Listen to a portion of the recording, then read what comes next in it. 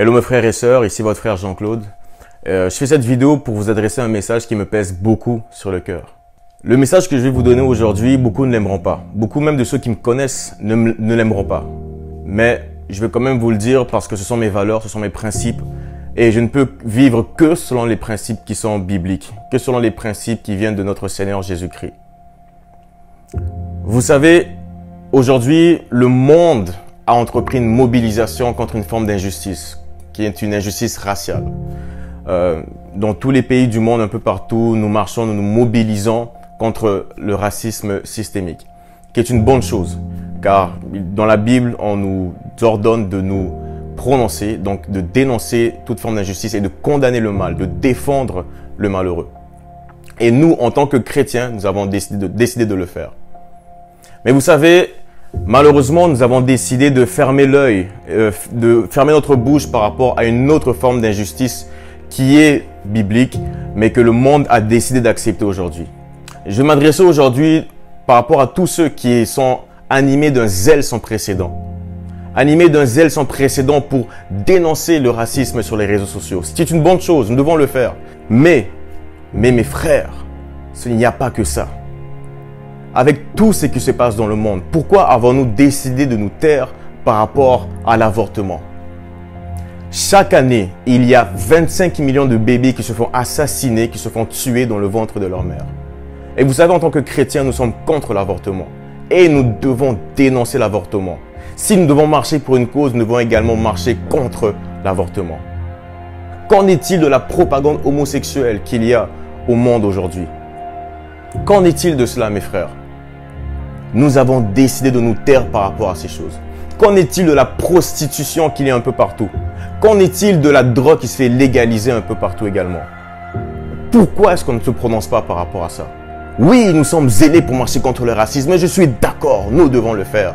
Mais nous devons nous marcher contre toute forme d'injustice que la Bible condamne, que nous devons dénoncer également. Nous devons dénoncer l'avortement, nous devons dénoncer le mariage homosexuel, nous devons dénoncer la prostitution, nous devons dénoncer le meurtre, nous devons dénoncer la légalisation de la drogue également. Car nous ne pouvons pas seulement choisir certains péchés. Oh, ce péché-là, oui, c'est facile de marcher contre ces choses si le monde entier marche contre cela. Mais si le monde entier est contre nous, qui seront ces prédicateurs courageux? Qui seront ces John Wesley? Qui seront ces Ravenhill? Qui seront ces Calvin, ces Luther? Qui seront ces apôtres Paul ou Pierre? Qui seront ces Jean-Baptiste qui vont oser se lever et dénoncer ce qui est mal, d'appeler le mal par le mal? Notre Seigneur, l'exemple parfait, lui-même a dit que le monde me hait. Pourquoi le monde haït Jésus? Pourquoi est-ce que le monde l'a haï? Il a dit le monde me hait parce que je lui rends le témoignage que ses œuvres sont mauvaises. Ah, c'est ça. Oui, parce que nous devons rendre témoignage au monde que leurs œuvres sont mauvaises. Dire que ça, ce n'est pas de Dieu. Et même si on a l'air d'un fou, même si on va se faire persécuter, même si on va se faire haïr, c'est ce que nous devons faire. Nous devons dénoncer le racisme au même titre que l'avortement. Nous devons dénoncer toutes ces choses. Pas seulement ce qui est facile à dénoncer. Parce que malheureusement, aujourd'hui, des gens se lèvent et j'ai vu des mobilisations sans précédent par rapport à ces choses sur les réseaux sociaux. Mais quand c'était le temps, mes frères, l'avortement, mes frères, 25 millions de bébés qui se font tuer quand même. 25 millions de bébés. Plus de 25 millions de vies humaines. C'est le plus grand génocide qui a lieu en ce moment. Et qu'en est-il de la propagande homosexuelle? Nos enfants sont exposés à ces choses. Mais on se tait. On a décidé de se taire. Et ça, c'est pas normal. C'est facile de protester contre des choses auxquelles le monde entier proteste. C'est facile. Mais nous devons protester contre des choses que même le monde entier accepte. Parce que c'est ce que nous devons faire. Si nous refusons de parler contre le mariage homosexuel, si nous refusons de parler contre la prostitution, l'avortement, la légalisation de la drogue, alors nous n'avons pas le droit de parler contre le racisme. En tant que chrétiens, nous n'avons pas le droit. Car soit nous parlons de tout ce dont la Bible parle, ou bien nous parlons de rien. On ne peut pas seulement choisir certains péchés qui sont faciles à aborder, d'autres non. On ne peut pas faire ça, mes frères. On n'a pas le droit de faire ça. Nous n'avons pas ce luxe, mes frères. Nous devons prêcher la Bible de Genèse à Apocalypse. Et pourquoi j'en parle? J'en parle parce que la Bible en parle. Je vis dans un pays où j'ai encore le droit de croire en la Bible. De croire en la Bible et de la prêcher.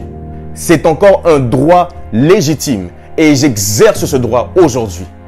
Et même si je n'avais pas le droit, je le ferais quand même, mes frères. Et nous devons agir ainsi. Pas juste demain, pas juste dans un mois, parce que quand tout ça finira, si ça finit, Est-ce que vous allez redevenir silencieux? Est-ce que vous allez redevenir silencieux maintenant? Le zèle sera parti. Parce que les autres ne vous concernent plus peut-être. Ou bien peut-être que c'était plus l'attachement charnel qui vous motivait plutôt que la justice biblique. Qu'est-ce qui vous motive vraiment? Est-ce que l'attachement culturel, charnel, communautaire, ou bien c'est la vérité de l'évangile? Parce que si c'est la vérité de l'évangile, nous devons marcher contre tout ce dont la Bible condamne. Je vous en prie. Et c'était un poids sur mon cœur. Nous devons marcher pas en tant que noirs, pas en tant que blancs, pas en tant qu'asiatiques, en tant qu'enfants de Dieu. En tant qu'enfants de Dieu, mes frères. Et c'est ce message que beaucoup vont haïr, que beaucoup ne seront pas d'accord, mais ce sont mes valeurs, ce sont mes principes. La Bible, je la prends, que ça me plaise ou non. Voilà la vérité auquel je crois. Et je la prêche. Je la prêche en tout temps, en toute occasion, qu'elle soit favorable ou non. Et j'insiste. J'insiste. Et faisons de même, mes frères. Nous n'avons aucun compte à rendre au monde. Mais un jour, nous verrons le Seigneur. Et un jour, nous rendrons des comptes au Seigneur. Et ce jour, j'ai pas envie de rougir devant les saints qui seront présents. Dans l'illustre compagnie des Paul, des Pierre, des Moody, des Ravenhill. J'ai pas envie de rougir devant ces Finney, devant ces John Wesley, ces gens qui ont sacrifié leur vie pour la cause de l'évangile, quoi que ça coûte. Je ne rougirai pas. Je ne rougirai pas, mes frères. Ne craignez point le monde. Ne craignez point le monde, mes frères. N'ayez pas peur du monde. C'est le message que j'avais pour vous aujourd'hui. Et j'espère que ça pourra encourager plus d'un à vraiment vivre l'évangile, vivre le message qui est le message de la Bible. S'opposer contre ce que la Bible condamne ouvertement. En renonçant à nous-mêmes, en n'ayant pas peur de ce que nous allons perdre, de comment les gens vont nous voir, des amis que nous allons perdre. Non, non, non, non, non, non. Non, mes frères. Le seul ami dont nous avons réellement besoin, c'est Jésus-Christ. Si on a Christ, on a tout. Si on n'a pas Christ, nous n'avons rien. Je préfère de loin être seul ici et avoir Christ qu'être d'être entouré d'une multitude, mais sans Christ, mes frères. Vivons la Bible. Que Dieu vous bénisse.